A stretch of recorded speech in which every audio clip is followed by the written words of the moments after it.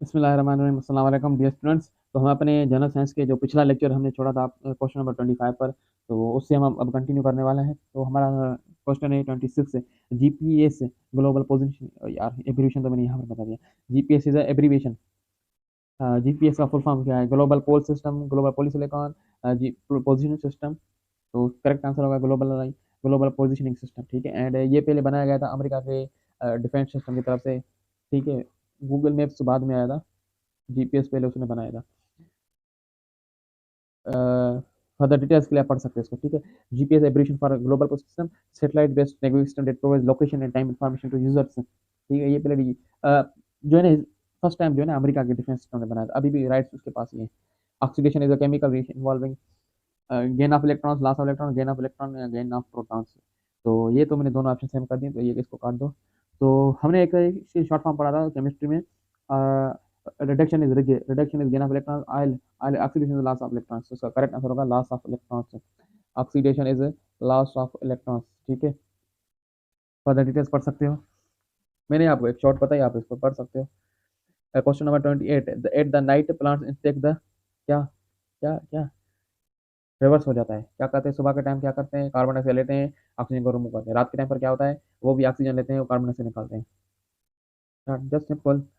अब रात के टाइम पर क्या होता है? रेस्पिरेशन होता है। Question number 29, urine is produced into the kidneys, lungs, large intestine, liver. भाई लार्ज इंटेस्टाइन का यहाँ पर काम ही नहीं, ये हमारे डाइजेस्टिव सिस्टम का पार्ट है। ठीक है। तो उसकी तो यहाँ पर बात ही नहीं बन रही। लंग्स भी हमारा पार्ट नहीं है, लंग्स हमारा रेस्पिरेटरी सिस्टम का पार्ट है। ठीक है। तो अभी भी इसको यहाँ पर छोड़ दो। अब आती है लिवर की। And liver liver liver liver labour भी नहीं होगा, पेन नहीं होगा। करेक्ट आंसर, करेक्ट आंसर होगा यूरिन। मैं आपके जो है ना रिस्पॉन्स के लिए इंतजार कर रहा था, जल्दी जल्दी मैं बता दूंगा तो मजा नहीं होगा इतना। यूरिन प्रोड्यूस द किडनीज है। ठीक है। फिर उसका आप सारा प्रोसीजर वगैरह पढ़ सकते हो बायोलॉजिकल साइंस के हिसाब से। Question number 31, in the human body urea एक क्या है? एक केमिकल है। Is produce by this cycle, ornithine, Krebs, kelvin, all all cycles. तो मुझे बताओ कि बॉडी में जो यूरिया पैदा होता है ना हमारा, कहते हैं ना यूरिया, यूरिक एसिड है, हुए ये बॉडी में एक्चुअली प्रोड्यूस होते हैं। तो मुझे बताओ ऑर्निथाइन साइकिल के थ्रू पैदा होता है। और यूरिया का फार्मूला क्या है? NH2। ये क्या हो गया? इसको इसको क्या हो गया? NH2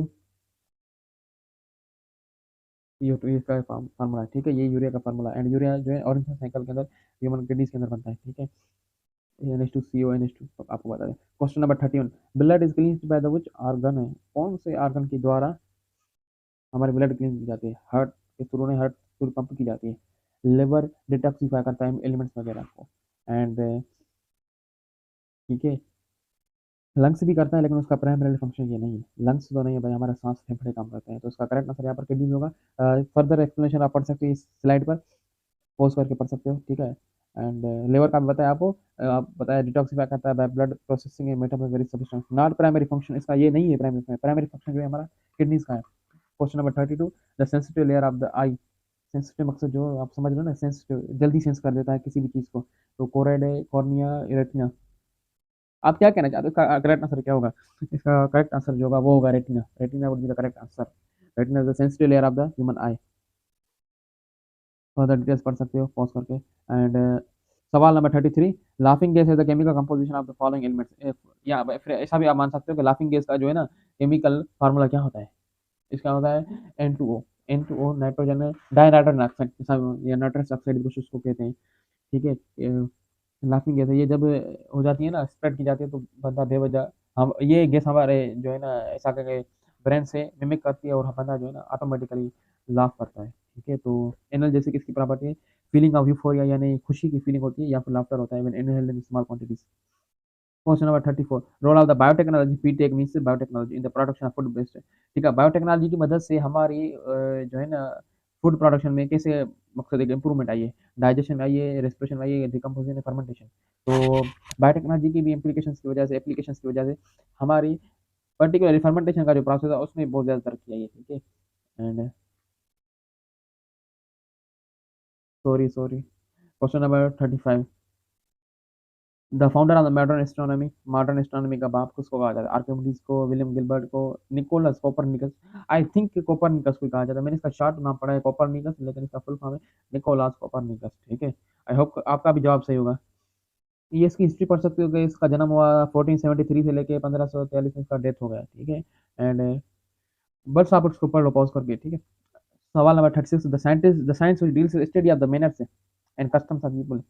साइंस की एक ब्रांच है जो डील करती है बंदों के अखलाकियात, ऐसा कहूँ मैं तो, एंड लोगों की जो रीतो रस्म और रवाजात होती है उसको स्टडी करती है। वो कौन सी ब्रांच है साइंस की? मार्फोलॉजी, इथनोलॉजी, एथिक्स है, जेनेटिक्स है। तो मैं आपको बता दूं, मार्फोलॉजी नहीं है, मार्फोलॉजी बायोलॉजी की ब्रांच है, पर्टिकुलरली मेडिसिन के अंदर एक ब्रांच है जिसमें हम शेफ्स पढ़ते हैं किसी भी चीज़ के। इथनोलॉजी, इसको तो मैं पॉज कर दें। एथिक्स, अब हम भाई इखलाक वगैरह की बात करते हैं, लेकिन स्टडी नहीं करते। जेनेटिक्स, हम जेनेटिकली हेरिडिटरी प्रोडक्ट्स वगैरह की सारी मकसद जेनेटिक्स में जो भी आएगा उसको कवर करते हैं हमारी ह्यूमन जीन्स के रिलेटेड। तो इसका करेक्ट आंसर क्या होगा? इथनोलॉजी। अब यहाँ पर एक लफ्ज आता है इथनोग्राफी एंड कल्चरल एंथ्रोपोलॉजी।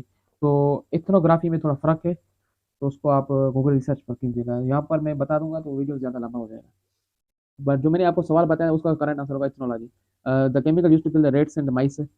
चूहों को खत्म करने के लिए, मारने के लिए जो जहर यूज किया जाता है उसका नाम बताएं। इंसेक्टिसाइड होते हैं, fungicide, herbicide, rodenticide.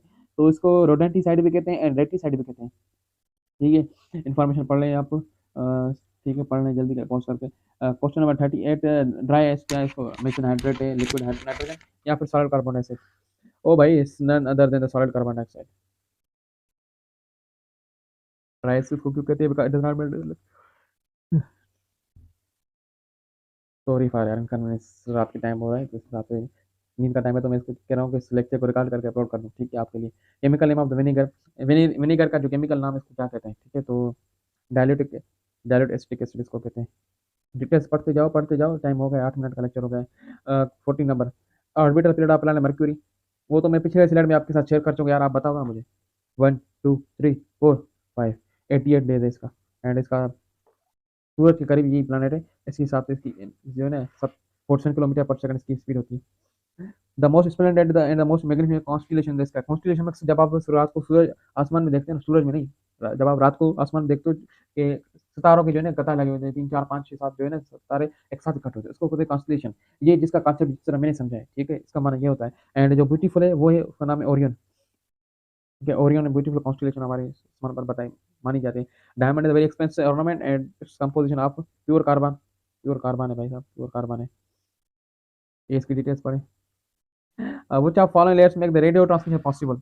Troposphere, ionosphere, mesosphere, stratosphère। ये याद रखें, ये चारों जो लेयर्स है ना, ये हमारे एटमॉस्फेयर के लेयर है, ठीक है। तो करेक्ट आंसर है आपका ट्रोपोस्फेयर, आयोनोस्फेयर दोनों ही होंगे। लेकिन पर्टिकुलरली मैंने थोड़ा रिसर्च किया तो उसको आयोनोस्फेयर बता रहा था, लेकिन गूगल पर कुछ वेबसाइट जिनको दोनों कह रही थी, ट्रोपोस्फेयर भी आयोनोस्फेयर भी। आप सवाल की नोयत के मुताबिक अपना अंदाजा लगा दीजिएगा, ठीक है। TV signals are converted into light. Next signal जो क्वेश्चन है, TV signals are converted into the light signals, ठीक है। लाइट सिग्नल्स में जो आते हैं क्या करता है, वो कौन सा काम करता है, कौन सा ऑर्गन है, कौन सी चीज़ है, तो उसको कहते हैं एलईडीज कहते हैं। और एलईडीज करती हैं लाइट, टीवी सिग्नल्स को लाइट में कन्वर्ट करती हैं, ठीक है। एंड हमारा लास्ट क्वेश्चन है आपके साथ, तो question number 45, the kilowatt hour is the unit of commercial energy. थोड़ा जल्दी बता देता हूँ क्योंकि लेक्चर का टाइम हो गया, 10 मिनट हो रहे हैं, इतना ज़्यादा लेक्चर में नहीं रिकॉर्ड करता ऑडियंस के हिसाब से। अभी शुरू है तो उसमें थोड़े छोटे छोटे लेक्चर रिकॉर्ड कर रहा हूँ। किलो वाट आवर है, अगर आप जो है ना क्या करेंगे, किलो वाट आवर, 100 वाट का बल्ब अगर 10 घंटे चलेगा तो उसने क्या किलो वाट आवर की बिजली जला दी। अब देखो, अब थैंक्स फॉर वाचिंग। अब क्या कहूँ आपसे, वीडियो पसंद आया, वीडियो को क्या कर सकते हो, लाइक कर सकते हो, चैनल को सब्सक्राइब कर सकते हो। एंड आई बटन में डिस्क्रिप्शन में हमारे अदर लेक्चर्स आपको मिलेंगे, जनरल साइंस, जनरल नॉलेज के। जॉब्स वगैरह प्रिपरेशन कर रहे हो तो चैनल को सब्सक्राइब करो और अपने दोस्तों के साथ भी जरूर शेयर करो, ठीक है। Take care, good night, have a good night, sleep tight, खुदा हाफिज़।